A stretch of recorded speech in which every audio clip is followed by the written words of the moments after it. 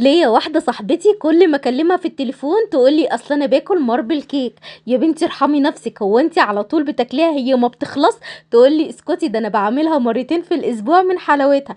قلت لها لا، بقولك ايه، اديني الوصفة عشان اعملها. ومن ساعتها وانا بقيت زيها بالظبط. تفتكري اتعديت منها؟ انتي كمان ممكن تتعدي زينا كده. تعالي تعالي اقولك على الطريقة. لان بصراحة بيني وبينك من ساعة ما عملتها وهي تجنن. اول ما بتخلص من عندي بحس ان في حاجه ناقصاني. جنب كوبايه قهوه بقى الصبحيه، العصاري جنب كوبايه شاي، موضوع بالنسبه لي حلو قوي. تعالي نسمي الله ونصلي على الرسول عليه افضل الصلاه والسلام. ونبدا على طول في الوصفه بتاعتنا.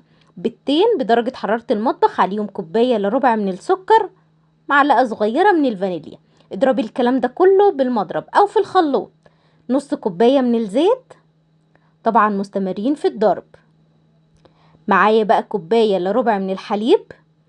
وطبعا لو انتي مش بتحبي الحليب في الوصفات تقدري تستبدليه بعصير البرتقال او تستبدليه بكوبايه كوبايه الا ربع من الميه. بس الميه طبعا تكوني غليها قبليها. لو انتي هتضربي الكلام ده كله في الخلاط يبقى المرحله لحد كده ستوب. مش هنحط الدقيق جوه الخلاط. معايا كوبايه ونص من الدقيق، عليهم رشه ملح، عليهم كيس من البيكنج باودر او معلقه كبيره يعني. هنضرب بقى الكلام ده كله مع بعضه بالمضرب. لو في الخلاط لو انت هتستعملي الخلاط زي ما قلت لك يبقى بالمضرب اليدوي بقى في المرحله دي. خلاص كده الخليط بتاعنا بقى بسم الله ما شاء الله حلو جدا. كل المقادير اللي قلت لك عليها مظبوطه بالملي. لو انت عايزه الشوكولاته اكتر يبقى هتحطي 3/4 الخليط عليه شوكولاته والربع فانيليا زي ما انا عملت كده، لان انا بحب صوص الشوكولاته اكتر. لو انت عايزه الفانيليا تبقى اكتر يبقى العكس. انا هنا خدت 3/4 الخليط خليته هحط عليه شوكولاته، والربع بتاعه يبقى عليه فانيليا، مش هنحط عليه اي حاجه خالص. الشوكولاته اللي انا استخدمتها هي الكاكاو الخام. كاكاو خام كده متدوب، معلقتين كبار في حوالي ربع كوبايه وزياده معلقتين، يعني اقل من نص كوبايه من الميه. هندوبهم كويس جدا، وطبعا لو في حليب دوبيهم بحليب مفيش مشاكل خالص. هنضرب بقى الكلام ده كله مع بعضه. بس كده خلاص كده احنا عملنا بقى ايه، كيكة شوكولاتة وكيكة بالفانيليا. صليتي على الرسول؟ طب يلا صلي على الرسول عليه افضل الصلاة والسلام. ومنشن وشير بقى عشان الكل يستفيد. مقصرين معايا الايام ديت وانا زعلانة منكم. يلا بسرعة بقى منشن علشان خاطر، او لو حتى كومنت بحرف صغير بيفرق جدا معايا. هنا خلاص جبت بقى القالب اللي هو بتاع اللي هو القالب الرقم 2. لو انت جايبه المجموعه 3 على بعض ده القالب الوسط اللي بيكون بين الكبير وبين الصغير. دهنته دهنه بسيطه كده من السمنه، وبدات اللي انا اعفره بتعفير الدقيق. هنزل اول حاجه بالخليط الابيض.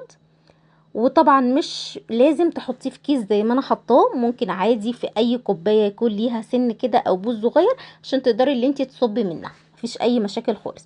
نبدا بقى اللي احنا نحط طبقات، طبقه فوق طبقه لحد ما نخلص الكميه بتاعتنا كلها بطريقه عشوائيه زي ما انت شايفه كده. في الاخر هتتقلب كلها ببعضيها يعني. هنخلص الخليط كله. هو اخد معايا نص القالب بالظبط. اي خله عندك او حتى شوكه او حرف سكينه وابداي اعملي الحركات اللي انا عملتها ديت علشان خاطر بس نخلط الخليط كله مع بعض. هندخلها الفرن على درجه حراره 180 على الرف الوسطاني من غير ما تشغلي الشوايه لمده 35 دقيقه. هتشمي ريحه الكيك كده وتبصي عليه هتلاقيه معاكي تمام. بصي على الكيك من بره في الدقيقه ال30 علشان خاطر درجه حراره الفرن بتختلف من بيت للتاني. كده خلاص كنت مسيحه معايا شوكولاته مطبخ اللي انا استخدمتها دي شوكولاته سما. استخدمت نص قالب سيحته في الميكروويف ب3 معالق من الزيت. اول ما الكيكه هديت معايا وبردت تماما نزلت عليها بالشوكولاته. لما بتسيح معاكي الشوكولاته وتحطيها على الكيكه بتجمد كده وبتبقى طعمها حلو قوي. الشوكولاته البيضاء انا عاملاها في البيت دي عباره عن لبن بودر، سكر بودر، زيت، بتبقى طعمها حلو قوي. ممكن تستبعديها خالص من الوصفة، قد ايه طعمها حلو قوي.